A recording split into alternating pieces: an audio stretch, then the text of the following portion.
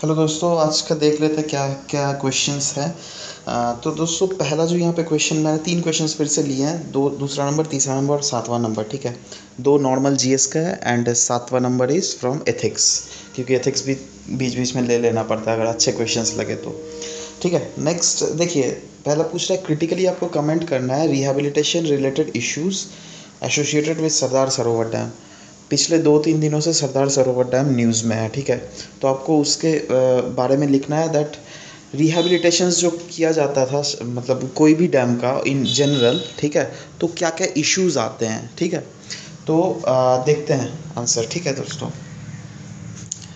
देखिए issues normal, आप ज़्यादा से ज़्यादा सरदार सरोवर डैम का पहले इंट्रोडक्शन अगर चाहे तो उसमें लोकेशन लिख सकते हैं।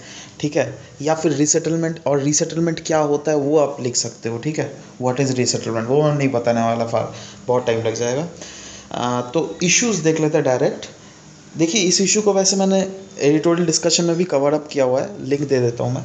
तो वैसे तब भी बता दे रहा हूँ, इश्यूज़ ये है दैट इम्प्रॉपर रिहेबिलिटेशन साइट, मतलब लोगों को जो रिहेबिलिटेट करवाया जाता है वो बहुत ज़्यादा इम्प्रॉपर रहता है, मतलब बेसिक एमिनिटीज़ का अवेलेबल ही नहीं रहता है। सोचिए, पहले कोई अगर बंदा एक ऐसा जगह में था जहाँ पे वो गाय को अपना चरा सकता था, जहाँ पे उसको पीने वाला पानी अच्छे से अवेलेबल था। ठीक है, तो उसके बाद जब रिहेबिलिटेट करवाया जाता है तो ऐसा ऑफर्स रखा ही नहीं जाता उन लोगों के पास। ठीक है, तो प्रॉपर रिहेबिलिटेशन एक दे सकते हो आप।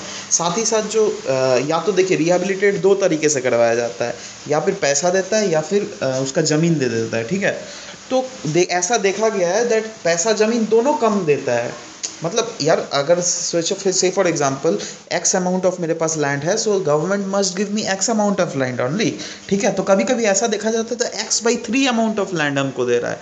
ठीक है, तो दिस इज़ नॉट गुड।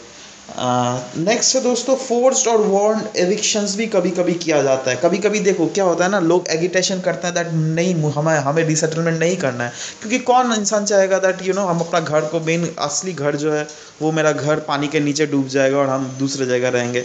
कोई नहीं चाहता, नॉर्मल सोचिए ना।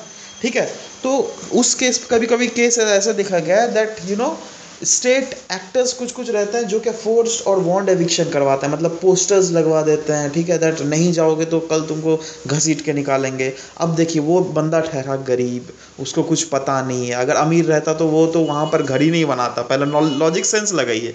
ठीक है, सो ये फोर्स्ड एविक्शन होता है, जो कि पुअर को बहुत मोलेस्ट, एक टाइप से मोलेस्ट ही करना हुआ उसको। ठीक है, तो एनीवेज, नेक्स्ट आप लिख सकते हैं दैट अरेस्ट एंड थ्रेटन एगिटेटर्स, मतलब जो एजिटेट करते हैं उनको भी थ्रेटन किया जाता है, इनफैक्ट अरेस्ट भी किया जाता है, और ऐसे ऐसे केसेस तो मीडिया में भी नहीं लाया जाता है। ठीक है, so this is point.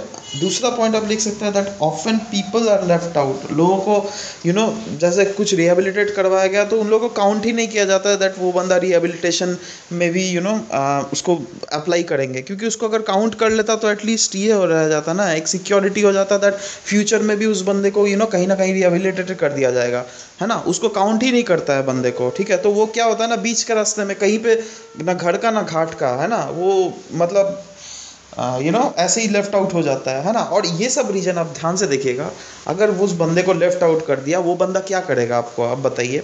Social crime करेगा, ठीक है, चोरी करेगा, चमारी करेगा, डकैती करेगा। ठीक है, तो मतलब एक सोशल क्राइम बढ़ रहा है ना, तो ये इश्यूज है, मतलब आप एक्सपैंड करके लिख सकते हो। मैंने लिखा नहीं है वो सब, ठीक है, क्योंकि मैं जस्ट आपको समझाना का ये था दैट क्या क्या कैसे आप क्वेश्चंस को डील कर सकते हो। तो पहला हमारा पार्ट हो गया दैट कौन कौन से इश्यूज है रिहेबिलिटेशन रिलेटेड इश्यूज। अब उसको क्रिटिकली हमको कमेंट करना है, मतलब उसमें भी क्रिटिकल टोन डालना है दैट ये तब तो ये सब तो नॉर्मल इश्यूज है, बट उसको क्रिटिकली कैसे एनालाइज कीजिएगा। आप लिखेगा दैट ये तो नॉर्मल होता है, बट गवर्नमेंट के भी कुछ कुछ ऐसे फैक्टर्स है जो कि गवर्नमेंट का अपैथी दिखता है, मतलब गवर्नमेंट खुद ही उस इशू को डील नहीं करना चाहता है। ठीक है, और जो क्या उन गरीबों का लाइफ फर्दर वल्नरेबल कर देता है। ठीक है, अब देखिए क्रिटिकल कैसे, मतलब एक तो आपने नॉर्मल लिखा है दैट वो बंदा क्या क्या फेस कर रहा है। ठीक है, अब क्रिटिकल मतलब होता है, मतलब वो तो फेस कर रहा है वो उसको, बट उसके पॉजिटिव एंगल्स क्या क्या है। ठीक है, मतलब लेकिन आप यहाँ पर डायरेक्ट पॉजिटिव एंगल नहीं लिख सकते हो दैट हाँ डेवलपमेंट करवाता है तो ठीक है, उन लोग को रिहेबिलिटेट करना सही है। ठीक है, यहाँ पर भी पॉजिटिव में भी नेगेटिव टोन आपको डालना है। देखिए नहीं, आप मतलब हम डेवलपमेंट करवा रहे हैं तो ये ज़रूरी है, एक टाइप से तो आप लिख रहे हैं, पर उसी में नेगेटिव टोन मैंने कैसे डाला है, इन the name of development democracy is taken away by them. ठीक है, हमारा कंट्री तो डेमोक्रेटिक कंट्री है ना, तो मतलब जो लोग चाहेंगे वही होगा।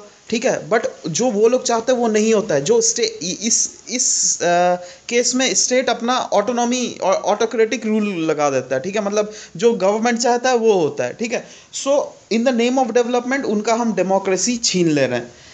देखा जाए बहुत समय देखा गया है दैट करप्शन एक्टिविटीज़ भी होती है। मतलब जब उनसे ज़मीन ले लिया जाता है ना, उसमें भी करप्शन होता है, गरीबों से भी करप्शन। अब देखिए, से फॉर एग्जांपल, मैं आपसे मेरा आपसे ज़्यादा कमाता हूँ। ठीक है, आप 5,000 रुपये महीना कमाते हो, मैं 10,000 रुपये कमाता हूँ, तो मैं क्या करूँगा ना, 2,000 रुपये उस पुलिस वाले को दे दूंगा, भैया उस बंदे से पहले मेरे को अब ज़मीन दे दो और अच्छा वाला ज़मीन दे देना। ठीक है, तो करप्शन हुआ ना, गवर्नमेंट ऑफिशियल्स जिसमें इन्वॉल्व होता है। साथ ही साथ often rehabilitations increases the social problems. जैसे मैंने बोल दिया आपको, अगर हमको 1/3 लैंड मिला, ठीक है, तो क्या होता है ना, या मतलब हमें पैसा चाहिए ज़्यादा से ज़्यादा, तो हम सोशल क्राइम्स में संलिग्ध हो जाते हैं, जैसे चोरी चमारी डकैती ये सब। ठीक है, नेक्स्ट इज पॉलिटिकल माइलेज भी एक, हाँ ये बहुत अच्छा एक इफेक्टिव आप क्रिटिकल पॉइंट दे सकते हो, दैट हम तो डेवलपमेंट तो करवाते हैं, मतलब वो तो साइड का बात हुआ, बट एक्चुअली में पॉलिटिकल माइलेज के लिए भी किया जाता है। क्यों मैं इसलिए बोल रहा हूँ, क्योंकि रिसेंट जो अभी ये कंट्रोवर्सी चल रहा है ना आपका सरदार सरोवर डैम को लेकर, इसमें एक एडिटोरियल में मैंने डिस्कस किया था दैट उसमें पॉलिटिकल एंगल भी है। मतलब क्योंकि गुजरात का इलेक्शंस आने वाला है, इसीलिए वो लोग चाहते हैं जब सरदार सरोवर डैम से जो लोग हैं उसको रिहेबिलिटेट करवा दे, जिससे क्या उनका सरकार का थोड़ा मान बढ़े। समझ रहे बात को, इसीलिए तो ये सारे क्रिटिकली आपने एनालाइज कर दिया। साथ ही साथ एक वे फॉरवर्ड पॉइंट भी दे देना, क्योंकि एग्जामिन बोला है, देखिए क्वेश्चन का डायरेक्टिव क्या है, क्रिटिकली कमेंट। जो भी जितना भी क्रिटिकल रहता है ना, उसमें एक क्रिटिकल एग्जामिन सब में वे फॉरवर्ड पॉइंट तो घुसा ही देना चाहिए, क्योंकि एक इशू है ना, ये इशू चल रहा है। ठीक है, and being an officer they want you to write something जिससे क्या आपका क्रेडिबिलिटी उन्हें महसूस हो। ठीक है, तो मैं तो बोलता हूँ सब में वे फॉरवर्ड लगा ही देना चाहिए हम लोगों को।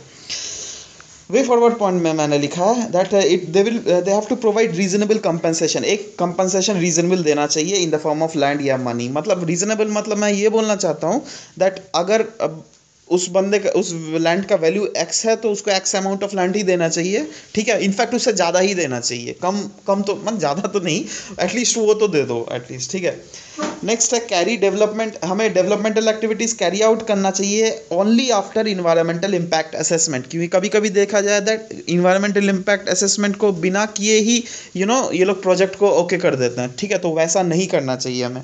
साथ ही साथ added there must be an added provisions of livelihood opportunity.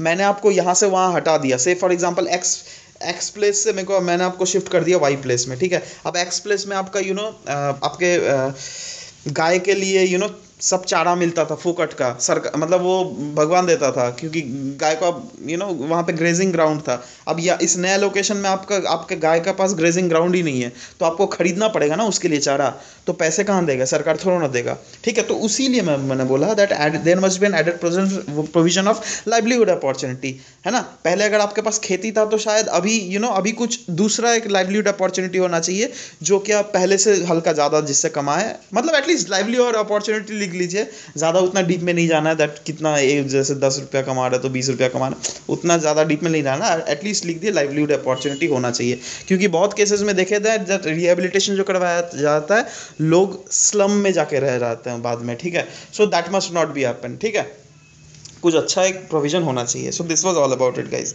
और अगर इसका एडिटोरियल डिस्कस करना चाहते हैं तो देखिए, मैंने कितना एचडी में एडिटोरियल बनाता हूँ, इसलिए मैं आपको बोल रहा हूँ आप नीचे वाले लिंक में जाइए, बिल्कुल अच्छे से मैंने सब कुछ करवाया हुआ सरदार सरोवर डैम के बारे में। देखिए ये अच्छा आपको मिल जाएगा, गारंटी दे रहा हूँ आपको फुल।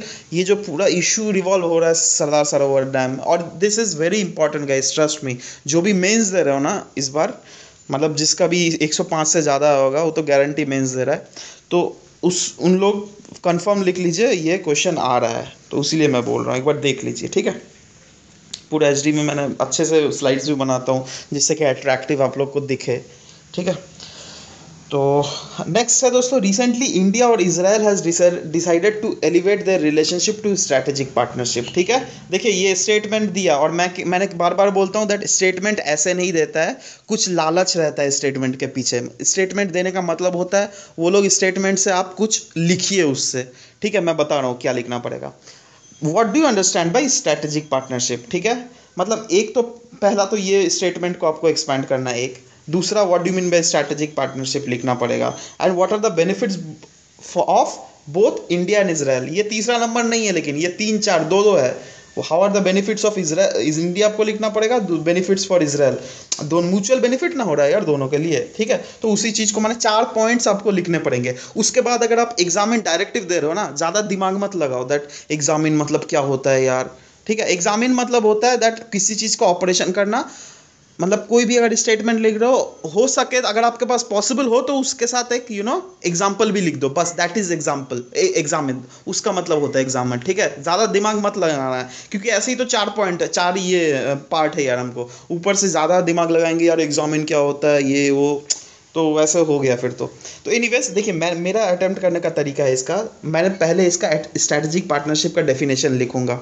ठीक है, उसके बाद ये पार्ट मैं कवर अप करूंगा, पहला वाला पार्ट। ठीक है, तो वो आपके ऊपर डिपेंड करता है आप कैसे इसको लेते हो। ठीक है, आप इसको भी पहले लिख सकते हो, ये इसको, पर एक होता है ना जब पहले डेफिनेशन लिख दिया जाता है उसके बाद उसका जो पूछा जाता है उसका, तो मैंने वैसे ही करता है। तो दूसरा पार्ट मैं देख लेता हूँ, पहले स्ट्रैटेजिक पार्टनरशिप का डेफिनेशन लिख दूंगा मैं। तो ये एक लॉन्ग टर्म विजनरी और म्यूचुअल पार्टनरशिप है, जिससे दोनों कंट्री जो भी स्ट्रैटेजिक पार्टनरशिप करते हैं वो लोग दोनों बेनिफिशियल होते हैं। किस किस टर्म में? सोशल टर्म में, इंफ्रास्ट्रक्चर टर्म में, सिक्योरिटी पर्पस। ठीक है, मतलब सिक्योरिटी पर्पस से भी हम लोग बहुत ज़्यादा आपस में म्यूचुअली रिलेट करते हैं, जिससे कि हमारे फ्यूचर में अगर कुछ सिक्योरिटी पर्पस, जैसे से फॉर एग्जांपल इंडिया के लिए होस्ट कंट्री है पाकिस्तान। ठीक है, अब फ्यूचर में अगर कुछ लड़ाई झगड़ा हो गया तो एटलीस्ट इसराइल हम लोगों को डिफेंस इक्विपमेंट मुहैया करवा सकता है। सो ये होता है स्ट्रैटेजिक पार्टनरशिप, मैंने बोल दिया। अब ये दिस इज, अब फर्स्ट टर्म में आ जाओ। Next, recently India and Israel has decided to elevate the relationship to strategic partnership. ये वाला पार्ट हो गया मैंने, अब ये वाला पार्ट करना है। इंडिया और इसराइल ने रिसेंटली डिसाइड किया है दैट हम लोग स्ट्रैटेजिक पार्टनरशिप करेंगे। अब इसका मतलब, इससे आप क्या लिखोगे, मतलब इसको डिकोड करके क्या लिखोगे इसका आंसर। ठीक है, देखिए इंडिया और इसराइल इसलिए डिसाइड किया क्योंकि आपस में दोनों का फ़ायदा है। ठीक है, क्यों, कैसे कैसे फ़ायदा है वो हमको यहाँ पर लिखना पड़ेगा। How will it benefit India और इसराइल। ठीक है, तो क्या क्या फ़ायदा है वो यहाँ पर आप मत लिखिए, बट कैसे हमारा फ़ायदा है, मतलब होलिस्टिक टर्म ले लीजिए। अभी हम लोग इस पहला वाला पार्ट में होलिस्टिक चीज़ें लिखेंगे, और दूसरे वाला लास्ट वाला पार्ट में उसके भीतर वाला पार्ट लिखेंगे। समझ रहे बात को? तो ये वाला पार्ट देख लेते हैं क्या लिखे हैं मैंने। देखिए, अगर हो सके तो डायग्राम तो बना ही दीजिए, मैं तो बोल रहा हूँ, है ना। देखिए, इकोनॉमिक डिफेंस और इकोनॉमिक टेक्निकल और डिफेंस अट्रैक्ट में advancement has attracted India to convert 25 years of diplomatic engagement to strategic partnership। मतलब ये इकोनॉमिक टेक्निकल और डिफेंस एडवांसमेंट जो उन लोग का है, उन लोग उसी ने अट्रैक्ट किया इंडिया को, जो हम अपना ये 25 years ऑफ डिप्लोमेटिक इंगेजमेंट को सेलिब्रेट करें। ठीक है, इन the form of strategic partnership. मतलब यहाँ पे मैंने बोला ना ऊपर वाला पार्ट मैं इसमें लिखूंगा, और बाद थर्ड पार्ट में मैंने भीतर वाला पार्ट लिखना है। ठीक है, तो ऊपर वाला पार्ट क्या हुआ, क्योंकि इसराइल इस इकोनॉमिक रीजन्स में बहुत आगे हम लोग से, टेक्निकल टर्म्स में भी हमसे आगे है, क्योंकि डिफेंस उसका बहुत तगड़ा है, डिफेंस भी तो बहुत ज़्यादा है। और टेक्निकल में मैं बोलना चाहता हूँ, जैसे उसका एक फैक्ट बता रहा हूँ आपको, इसराइल में 75% डेजर्ट है, पर तब भी उनका जो क्रॉप प्रोडक्टिविटी है परसेंटेज वाइज इंडिया से ज़्यादा है। ठीक है, तो ये है, मतलब उन्होंने वो डेजर्ट में वो लोग टमाटर उगाते हैं, और ये न्यूज़ में भी मैंने देखा है कल ही टीवी में। तो यूनिवर्स मतलब मैंने होलिस्टिक टर्म लिखा है दैट इसराइल का इकोनॉमिक टेक्निकल और डिफेंस रीजन में बहुत ज़्यादा बोलबाला है, इसलिए हम लोग उससे पार्टनरशिप कर रहे हैं। ठीक है, it will help in long term in achieving goal of making India in growth पथ। मतलब ये एक इंडिया जो मतलब हमारे जो विजनरी लीडर्स जो हमने हमारे जो लीडर्स सोचते हैं दैट इंडिया को ग्रोथ पथ में लाना है, तो उस एम को पूरा करने के लिए हमारा ये स्ट्रैटेजिक पार्टनरशिप विद इजराइल काम करेगा। ठीक है, अब कैसे काम करेगा वो हम थर्ड पार्ट में लिखेंगे, जो क्या पूछ रहा है आपका जाके, how will it benefit India and Israel, India को कैसे बेनिफिट करेगा और इजराइल को, मतलब दो दो पार्ट हमें ये इंक्लूड करना है। ठीक है, ये देखिए इंडिया को कैसे करेगा साइबर सिक्योरिटी के टर्म में, क्योंकि अभी आपको पता है रैंसमवेयर अटैक्स बहुत ज़्यादा हो रहे हैं। ठीक है, तो ये सब लिख सकते हैं। डिफेंस तो ऑफ कोर्स यार बहुत ज़्यादा वो लोग डिफेंस से आगे है। ठीक है, क्योंकि हमारा जब हमारा ऐसा होस्ट नेबर है पाकिस्तान और चाइना टाइप्स, तो डिफेंस पार्टनरशिप तो चाहिए ही हमारा। ठीक है, ऊपर से पता है एक फ़ायदा क्या है यहाँ का, आप यूएस से अगर डिफेंस पार्टनरशिप करते हो ना, वो यूएस क्या करता है ना, आपको टेक्नोलॉजी नहीं देता है बट इसराइल टेक्नोलॉजी भी दे देता है। ठीक है, मतलब कैसे बनाया, क्या क्या कैसे करके बनाया, तो उस टेक्नोलॉजी से क्या फ़ायदा होगा ना, अगर उस बंदे ने टेक्नोलॉजी दे दिया तो फ्यूचर में हम उस टेक्नोलॉजी से खुद भी बना सकते हैं। बट यूएस टेक्नोलॉजी हमको नहीं देता है। ठीक है, मतलब फिर से हमको यूएस से खरीदना ही पड़ेगा। ठीक है, तो ये है इसराइल का बहुत अच्छा फ़ायदा है दोस्तों। मतलब डिफेंस में सबसे बेस्ट पार्टनर है इंडिया का इसराइल, यही जान के रखिए। नेक्स्ट है एग्रीकल्चर में तो मैंने बोला ही, वहाँ पे एग्जांपल ही दे दिया, 75% डेजर्ट होते हुए भी वो लोग डेजर्ट में खेती उगाते हैं, हम लोग नहीं कर पाते। ड्रिप इरिगेशन का टेक्नोलॉजी बहुत अच्छा है वहाँ पे, हम लोग को सीखना चाहिए उससे। ठीक है, साथ ही साथ डिसैलिनाइजेशन प्लांट, देखिए वहाँ पर जो पानी है ना बहुत काढ़ा, मतलब बहुत नमकीन पानी है। ठीक है, पर तब भी वो लोग उसको पीते हैं। कैसे, नमकीन पानी तो नहीं पियेंगे ना, नॉर्मल है भाई, तू भी इंसान है मैं भी इंसान हूँ, नहीं पी पाएंगे हम लोग कोई। बट उन लोग को डिसैलिनाइजेशन प्लांट इतना तगड़ा है, डिसैलिनाइजेशन प्लांट, और वो अगर हम भी अपना इंडिया में इनकॉर्पोरेट करें तो हमारे पेनिनसुलर इंडिया जहाँ पर पानी की इतनी ज़्यादा कमी होती है वो पानी पूरी हो जाएगी। ठीक है, तो ये है। नेक्स्ट है कॉपरेशन हम कर सकते हैं टेक्नोलॉजी, इनोवेशन और स्पेस सेक्टर में, ये सब तो मतलब सभी जगह है। साथ ही साथ एक बहुत इंपॉर्टेंट है दोस्तों, हम वोट ले सकते हैं यूएन रिजोल्यूशन, कोई भी अगर यूएन रिजोल्यूशन या फिर कुछ ऐसा इंटरनेशनल इंस्टीट्यूशन जहाँ पे हम we are aspire to join it, say for example NSG उसके बाद आपका जाके यूएन नेशन सिक्योरिटी काउंसिल। ठीक है, तो ये सब में कहीं ना कहीं अगर वायबल, अगर कैपेसिटी हो दैट इसराइल भी वोट दे सकता है, तो हमारे लिए ही फ़ायदा होगा सब जगह। ठीक है, उसका मसूद अजहर टाइप इतने बड़े बड़े इंटरनेशनल टेररिस्ट जो हो रहा है, तो ये है इंडिया के लिए फ़ायदा। अब इसराइल के लिए भी तो कुछ फ़ायदा है यार इसराइल का। देखिए इसराइल का जो एक मोटिव है ना, वो उस इसराइल को अपना ज्यूइश स्टेट बनाना चाहता है। ठीक है, तो यहाँ से जो इंडिया को से जो अब ये कॉपरेट कर रहा है, तो एक लॉन्ग टर्म में इसने सोच के रखा है दैट इंडिया, पहले क्या होता था ना, इंडिया का इसराइल और पैलेस्टाइन के लेकर फॉरेन पॉलिसी अलग सा रहता था। मतलब इंडिया के लीडर तो वैसे प्राइम मिनिस्टर तो कभी गए नहीं है, पहला बार प्राइम मिनिस्टर है, बट अभी तक जो भी जाता था ना, क्या करता था, मतलब वो पैलेस्टाइन भी घूम के आता था और इसराइल भी। ठीक है, दोनों में जाकर चाय पानी पी के आता था दोनों जगह जाकर। पर अभी वो जो हो गया, अभी सिर्फ इसराइल गए हैं ये हमारे प्रधानमंत्री, इससे लेकिन बहुत बड़ा फॉरेन पॉलिसी आपको दिख सकता है। मतलब हम इसराइल को थोड़ा ज़्यादा सपोर्ट कर रहे हैं रिस्पेक्टिवली पैलेस्टाइन से, इसका मतलब यही होता है। ठीक है, तो उनका भी कुछ कुछ मोटिव है, जहाँ उनका भी लॉन्ग टर्म मोटिव को शायद हम लोग पूरा कर सकते हैं। साथ ही साथ वो भी उनके लिए भी जैसे हमारे लिए फ़ायदा होगा यूएन रिजोल्यूशन में कोई वोट करना, उनके लिए भी फ़ायदा होगा हमारे पास, मतलब म्यूचुअल है ये तो। आईटी सेक्टर जो कि इंडिया का इतना तगड़ा है, ठीक है, उसमें काफ़ी ज़्यादा फ़ायदा हो जाएगा। साथ ही साथ फार्मा सेक्टर, उसके बाद ट्रेड में ले लीजिए फार्मा सेक्टर, आपका टेक्सटाइल है ना, इसमें हम लोग बहुत आगे निकल रहे हैं। ऊपर से साथ मेक इन इंडिया वाला जो प्रोजेक्ट है, उसमें भी कोऑर्डिनेशन मिल सकता है उनका। ठीक है, मतलब और ट्रेड रिलेशंस तो बहुत ज़्यादा बढ़ा सकते हैं फ्यूचर में। साथ ही साथ आप मतलब आप जितने अच्छे अच्छे लिख सकते हो ना इंडिया में, जो जो स्ट्रांग है वो सारे लिख दो अब तो। ठीक है, तो यही है। और फाइनली अगर कंक्लूजन में लिखना हो तो लिख लीजिएगा इसराइल, क्योंकि हमारा अभी तक गुड फ्रेंड रहा है, अभी बहुत अच्छा फ्रेंड। ठीक है, और इसको बेस्ट फ्रेंड में कन्वर्ट ये स्ट्रैटेजिक पार्टनरशिप ने कर दिया है। ठीक है, तो गुड फ्रेंड कैसे आप बोल सकते हो, क्योंकि ये प्रूफ है आपके पास, 1962 वॉर में उन्होंने मदद किया था, साथ ही साथ कारगिल वॉर में जहाँ पे यूएस ने बैक ऑफ कर लिया था। ठीक है, क्योंकि यूएस से भी हम लोग काफ़ी ज़्यादा आर्टिलरी मांगा था, उन्होंने बैक ऑफ कर लिया था, बट इसराइल ने हमें कुछ कुछ शेल्स दिए थे शायद। ठीक है, क्योंकि हमारे पास कमी हो गई थी तो इजराइल के से हमने लिया था। तो सोचिए, मतलब बहुत अच्छा फ्रेंड है, ठीक है। साथ ही साथ it will help India militarily and non militarily. Militarily तो पता ही है, इतना डिफेंस टेक्नोलॉजी आ जाएगा, और नॉन मिलिट्रीली जैसे यू नो वही टमाटर बोला ना मैंने डिसैलिनेशन प्लांट, यही सब, ठीक है। तो this was all about it. Next दोस्तों, हाँ, इसका मैं ये भी बता दे रहा हूँ दैट इसका जो है मैंने देखिए कितना हाईली ग्राफिकली मैंने प्रेजेंट किया हुआ है। उसका फिर से लिंक दे दे रहा हूँ, आप देख सकते हो इसमें। ये प्रीलिम्स फोकस्ड में मैंने करवा दिया है, ठीक है। Combating cyber threats, entrepreneurship, technology, तो इसको ये वीडियो भी आप देख सकते हो, मैं फिर से लिंक दे दूंगा, ठीक है।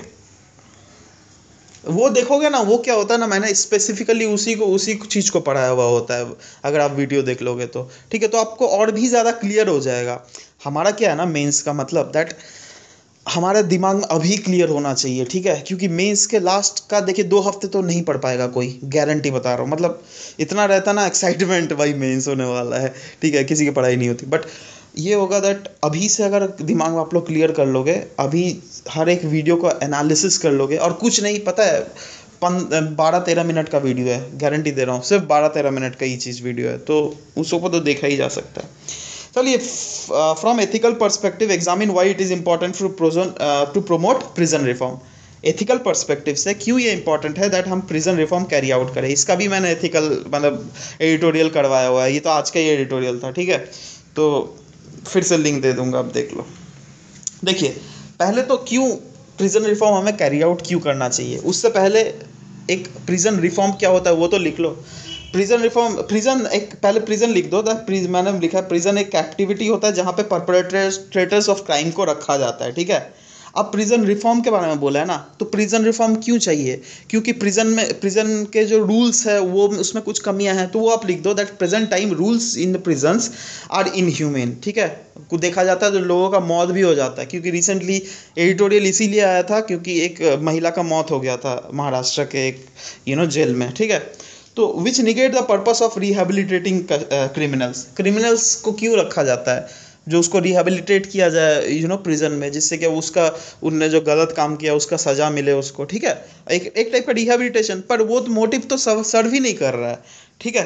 तो हम डायरेक्ट आ जाते हैं दैट प्रिजन रिफॉर्म क्यों चाहिए। देखिए, इंट्रोडक्शन कैसे लिखा आपने, पता है, क्वेश्चन पे पूछा था प्रिजन रिफॉर्म क्यों चाहिए, तो आपने प्रिजन रिफॉर्म के खामियां पहले बताई, उसके बाद आप बोल रहे हो दैट प्रिजन रिफॉर्म क्यों चाहिए, मतलब वे फॉरवर्ड पॉइंट आप अभी लिख रहे हो, ठीक है। देखिए, मेकिंग रूल्स इन देखिए, प्रिजन रिफॉर्म इसलिए चाहिए क्योंकि जो प्रिजन मैनुअल है इंडिया का, उसके साथ ही साथ यूएन स्टैंडर्ड्स है, कुछ यूएन कन्वेंशंस लिया गया है, मतलब उसके तहत भी हमें यूएन ने बोला है दैट ऐसे ऐसे प्रिजनर्स को रखना चाहिए। मतलब क्योंकि उन लोगों का भी तो एक इंसान होता है ना यार, अल्टीमेटली, ठीक है, गलती कर दिया उस बंदे ने, मान रहा हूँ, बट एक होना चाहिए दैट एक उन लोगों को भी लेवरेज देना चाहिए, उन लोगों को भी ऐसा नहीं दैट बोलना चाहिए दैट तुमको जीने का कोई हक नहीं है, ठीक है। ऐसे अगर वो बंदा अगर सही हो जाए तो फिर बाद में सोसाइटी को अच्छा भी कर सकता है। तो वही लिखा है दैट प्रिजन रिफॉर्म इसलिए नीड है क्योंकि हमें प्रिजन मैनुअल और यूएन स्टैंडर्ड्स के साथ अब इंश्योर करवाना पड़ेगा दैट हमारे प्रिजनर जो रूल्स है वो उनके साथ इन लाइन हो, ठीक है। ये क्या होता है ना, ये मैंने prison manual, prison UN standard, ये सब कुछ मैंने एडिटोरियल में लिख लिया, वो उसमें आप देख लेना, उसमें अच्छे से डिस्क्राइब किया हुआ है, ठीक है। नेक्स्ट है, it ensures the right to life, ठीक है, क्योंकि वायलेंस नहीं होगा। अब देखिए, मतलब फिर से बोल रहा है दैट रिफॉर्म क्यों नीड है, क्योंकि it ensures right to life. मैंने बोला ना अभी, ये आर्टिकल जो आया था, ये एक महिला का हत्या हो गया था, मतलब उनका राइट टू लाइफ छिन गया, ठीक है। तो क्या क्या इश्यूज़ है, उस इश्यूज़ को डील जिससे किया जाए अच्छे से, उसलिए हम प्रिजन रिफॉर्म करेंगे। साथ ही साथ हम प्रिजन रिफॉर्म करके हम कॉग्निजेंस ले सकते हैं ह्यूमन इमोशंस का, उनके भीतर क्या बीत रही है, ठीक है। अभी ऐसे है ना दैट उनके भीतर का इमोशंस को हम कॉग्निजेंस नहीं लेते हैं, क्योंकि हम लोग सोचते हैं यार वो तो क्रिमिनल है, क्रिमिनल का लाइफ ऐसे ही होना चाहिए। नहीं, क्रिमिनल का लाइफ वैसे नहीं होना चाहिए। अब अगर आप वैसे सोचोगे ना तो वो लोग कभी ज़िंदगी में नहीं सुधर पाएंगे, ठीक है। तो उनके इमोशंस के हमें कंसिडर करके कोई रूल्स बनाना चाहिए जो क्या कंडक्टिव हो उनके फ्यूचर ग्रोथ डेवलपमेंट के लिए, ठीक है। Now there must be provisions of compassionate feeling of warden and inmates. क्या हुआ था ना रिसेंटली, मैंने ये पॉइंट इसलिए लिखा है क्योंकि वार्डन और इनमेट में झगड़ा हो गया था जिससे वो महिला का मौत हो गया, ठीक है। तो वार्डन और मतलब वार्डन जो सरकारी इंसान है उसको उसका कैसा झगड़ा हो गया, ठीक है। मतलब उसको अपॉइंटमेंट कैसे किया भाई। तो मतलब जो भी हो, अब हो गया तो हो गया, मतलब इसके इन दोनों के बीच में, वार्डन और इनमेट के बीच में एक कनेक्ट नहीं था, ठीक है। जो फीलिंग जो है इंसानियत का फीलिंग नहीं था, ठीक है। तो कंपैशनेट फीलिंग के लिए जिससे कि इमोशनल कनेक्ट हो सके इन दोनों के बीच में, तो उस रीजन में हमें काम करना चाहिए। अगर आप दोस्तों देखेंगे ना, मैं जितना ही पॉइंट लिखा है ना, सब में एथिकल वर्ड्स घुसाए हुए हैं, ठीक है। जो भी लिखे ना एथिकल वर्ड्स आपके, respectable life, right to life, human emotions, compassionate feeling, emotional connect, देख रहे हैं, मतलब सब कुछ है। तो जो भी एथिक्स का वही फंडा है ना, जो भी आंसर लिखे आपने घुसाना है मेनली। नेक्स्ट है प्रोविजंस ऑफ कंपैशनेट। अच्छा ये तो मैंने कर लिया। Women prisoners and their childrens are the serious issue which are to be looked upon. मतलब ये पॉइंट है क्यों हमें रिफॉर्म चाहिए, क्योंकि अभी वो देखा जाता है वुमेन प्रिजनर्स जो है और उनके बच्चों का ग्रोथ भी नहीं होता है। देखिए क्या होता है ना, क्योंकि वुमेन प्रिजनर्स अगर रखा जाता है ना प्रिजन में, तो उनके बच्चों को भी उनके साथ रखा जाता है, ठीक है। अब इसका मतलब ये नहीं था बच्चा भी क्रिमिनल है, ठीक है। बच्चे को प्रोविजन दिया जाता है दैट वो बाहर भी निकल सकता है अपने पापा के साथ, समथिंग लाइक दैट। बट ऐसा प्रोविजन है दैट बच्चे को भी मम्मी के साथ रखा जाए। तो ऐसा सिचुएशन अगर आप लाओगे जहाँ पर लोग, वहाँ पर मेंटल कंडीशन अच्छा ना रहे, तो वहाँ पे बच्चे का भी ग्रोथ कैसे हो पाएगा यार। बच्चा तो यार एक फ्यूचर ऑफ नेशन है, ठीक है। तो उसके लिए कुछ दिस इज सीरियस इशू जिसको लुक अपॉन करना चाहिए। साथ ही साथ स्टेट को इंश्योर करना चाहिए that inmates her constitutional residual rights enjoy करें।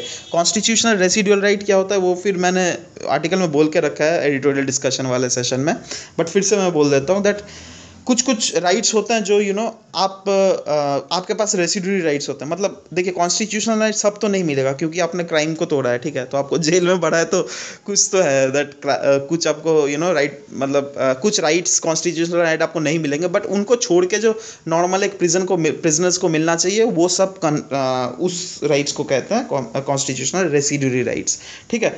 तो वो तो एटलीस्ट लोगों को मिलना ही चाहिए। साथ ही साथ लास्ट में अगर आप इतने सारे पॉइंट्स तो लिख दिया, बहुत हो गया। अगर आप फ्यूचर वे फॉरवर्ड पॉइंट में लिख सकते हो तो लिख सकते हो दैट प्रिजन जो होता है वो क्रिमिनल को डिफॉर्म करने के लिए होता है, not to make the beast out of it. उनको और भी बर्बाद नहीं करने के लिए होता है, ठीक है। इसलिए we must fulfil the aim of welfare state, मतलब government must fulfil the state of welfare state by bringing the prisoners reform और समथिंग लाइक दैट।